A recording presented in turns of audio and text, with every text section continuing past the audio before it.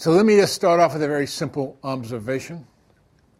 Our old institutions suck, as we'd say someplace. They ain't working very well.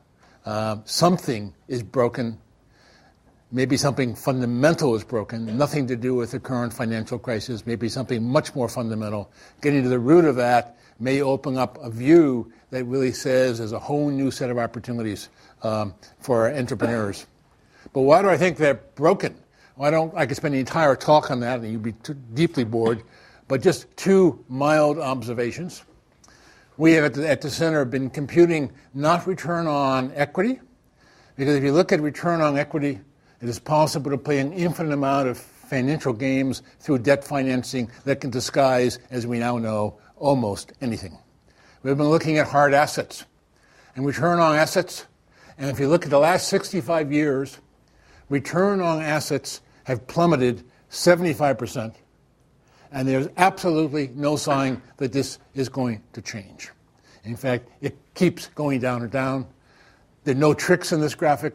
We could talk about how the top quartile rather than bottom quartile is performing, blah, blah, blah. That'd be a whole talk on this game. That's not what I want to do.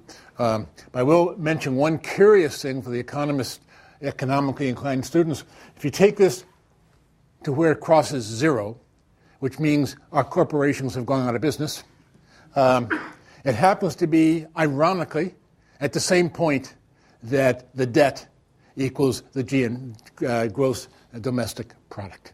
We don't think those things are correlated, but it's an interesting observation. To me, more interesting is in the old days, you do a startup, you do really well, the company would build, and you eventually make it into the S&P 500. And if you made it in the S&P 500, you would live there for a really long time, 75, 85, 95 years. We've been able to kind of compute, these are business cycles, how long companies that make it into the S&P 500, success that is called, how long do they last before they get toppled, before they die or are acquired? Not that acquisition is quite the same as death, but it's an interesting question. And we're looking at getting down to a point where basically people in the S&P 500 might last only 5 or 10 years. You got to ask what the hell is going on? Or, as I sometimes say, depending where I am, why are we paying CEOs so much? But it's a different story. Here's an observation that at least underlies some of this game. Alfred Chandler got us to understand in the 20th century, basically there's a fundamental infrastructure that enabled us to transport goods with amazing efficiency, and organizational architectures built up to leverage the fundamental infrastructure of the 20th century. And that's kind of a gloss, but one of the most interesting things about this infrastructure is, first of all, it's a simple S-curve. It means that for a short period of time, there are tremendous disruptions. Think about electrification as another example of that. It's a period in which things change, and then they stabilize out for a pretty long time. Basically, if this is the infrastructure, the key to success, by and large, is the notion of scalable efficiency. Build a lot, use the transportation mechanisms to distribute it, blah, blah, blah. But for this to work, you have to live in a predictable world.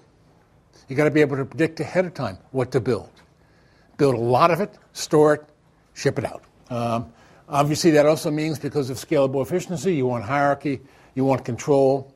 And if you study organizational theory, almost anywhere, basically think about organizational routines. They define what a corporation is.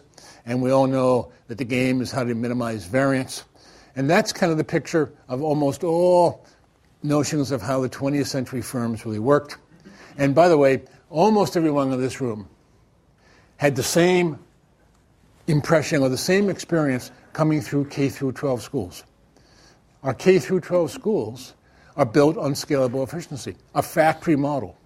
Basically, we can predict for you what things you're going to need 5 or 10 or 15 years away, and we're going to build up a stock of assets for you to learn, to acquire, so that eventually you get to use them.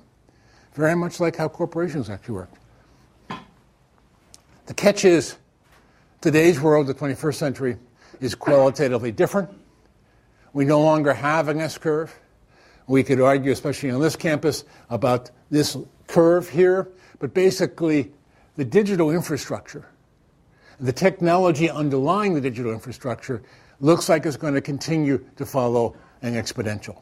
It may not be Moore's law. We're going to change architectures. We're going to change algorithms. We're going to change a lot of things. But this exponential curve may be slowing down, but it is marching on.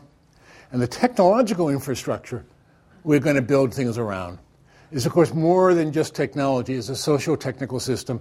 And so you get interesting kind of institutional mechanisms creating in order to be able to make this stuff work.